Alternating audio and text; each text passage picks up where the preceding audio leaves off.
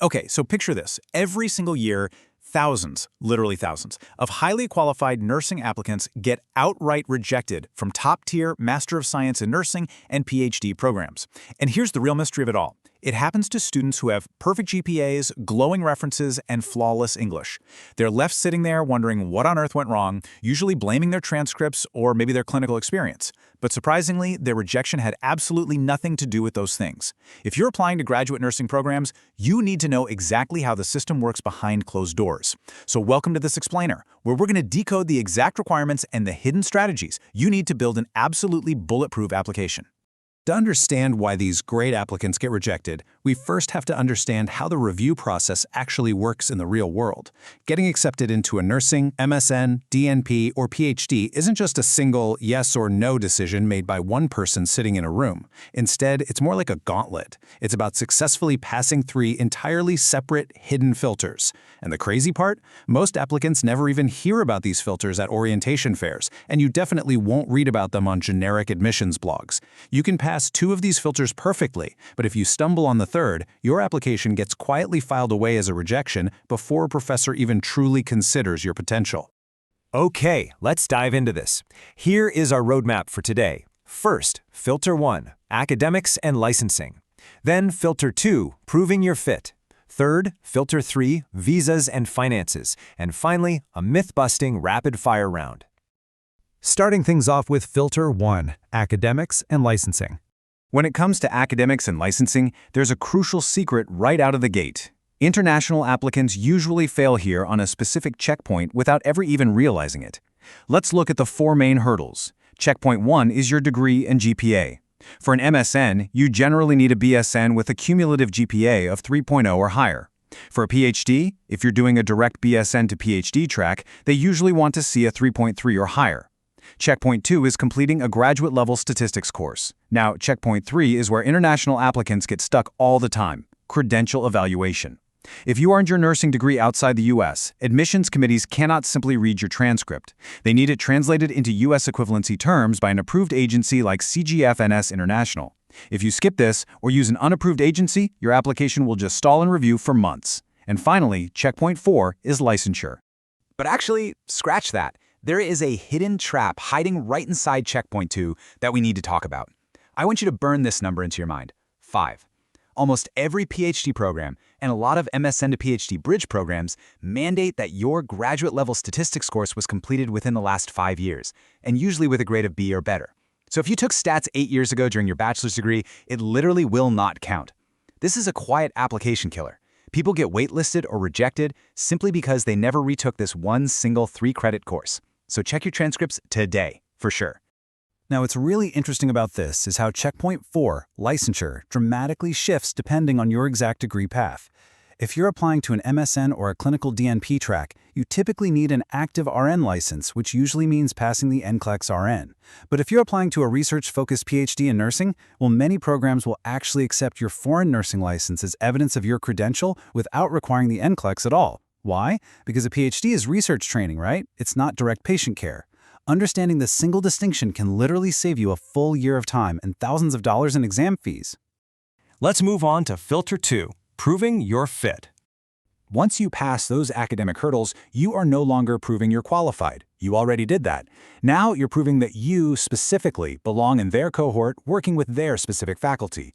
This is decided by your statement of purpose, your recommendation letters, and your research alignment. Generic advice will tell you to write things like, "I've always wanted to help people." But committees read thousands of those, and honestly, they stop reading after sentence 2. But listen to this actual statement. The applicant names a specific clinical moment in a neonatal ICU in Lagos, identifies a specific problem with recurring apnea episodes, and connects that directly to the gap they want to solve in graduate training. And this brilliantly illustrates what a winning statement looks like. It proves they've done the work. It isn't a cliché, it's a clear, professional statement of intent. The second part of the fit filter relies entirely on your recommenders. If you just casually ask a supervisor for a letter, you are going to get a generic, totally forgettable letter. Instead, you need to provide them with what we call a brag sheet. Give them 3 to 4 specific clinical or leadership incidents where you absolutely excelled. Tell them the exact programs you are applying to and why. For instance, remind them of the time you caught a medication error and restructured a whole unit protocol. When you send specific material, recommenders write specific letters, and specific letters score dramatically higher every single time. Now, if you're applying for a PhD, research fit is often the single deciding factor of your entire application. You are applying to be a future collaborator, not just a student sitting in a classroom. To prove this, you must read the last 2 years of publications from at least 2 faculty members in the department. Then, reference their actual recent work in your application to show you didn't just copy-paste your materials to a dozen different schools. A quick tip, if a professor stopped researching a topic 5 years ago, definitely don't pitch it to them today.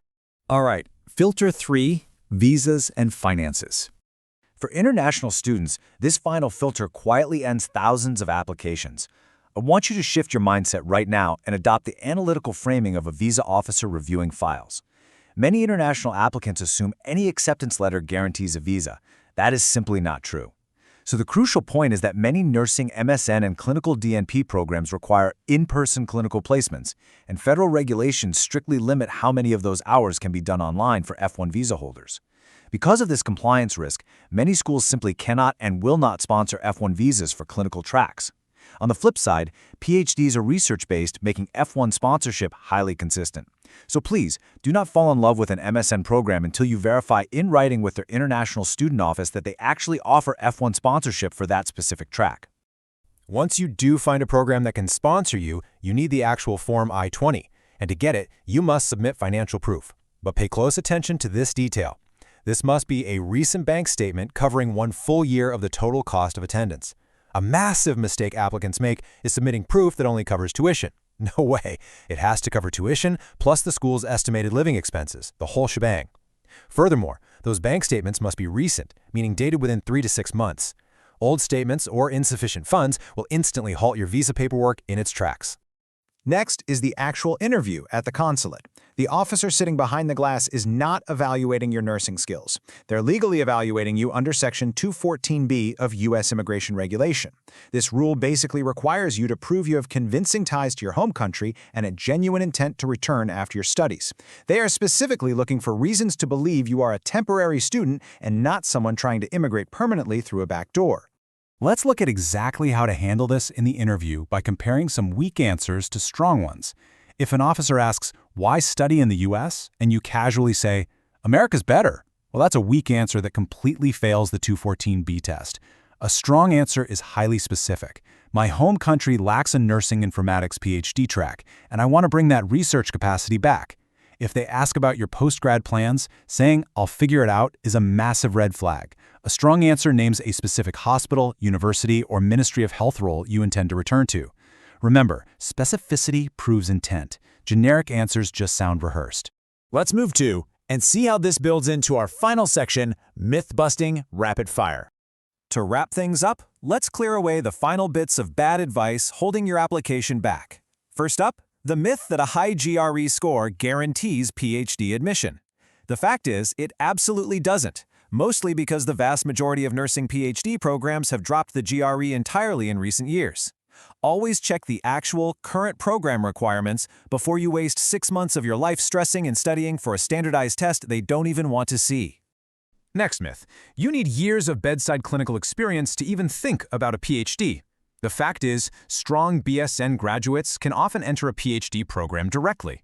If your research fit is solid and your statistics prerequisite is taken care of, a lack of clinical years will not automatically hold you back from a research-focused doctorate. Our third myth is that your statement of purpose must use incredibly formal, academic, flowery language to be taken seriously. Totally false. Overly formal language just reads as generic and robotic to an admissions committee. The fact is, specific and honest language wins every single time. Naming a specific clinical gap proves your competence far better than a thesaurus ever could. And the final myth, if you have perfect financial sponsorship, like a full scholarship or a perfectly funded bank account, you're guaranteed a visa. The hard fact here is that having the money only clears one part of filter 3. You still absolutely must pass the Section 214B intent interview we just talked about. The money gets you the I-20 form. Proving your intent to return home gets you the actual visa. They are separate but equally critical hurdles. We've covered a tremendous amount of ground today, unmasking the academics, the fit, and the visa filters that stand between you and your acceptance letter. By understanding these systems, you are now light years ahead of the generic applicant pool. So, I have to ask you, which of the three filters are you most worried about right now? Is it tracking down an old statistics credit? Is it defining a research fit? Or is it navigating those tricky visa requirements? Reflect on your weakest link, apply these strategies to fix it, and you'll be well on your way to that acceptance letter. Keep learning, keep pushing forward, and we'll see you in the next explainer.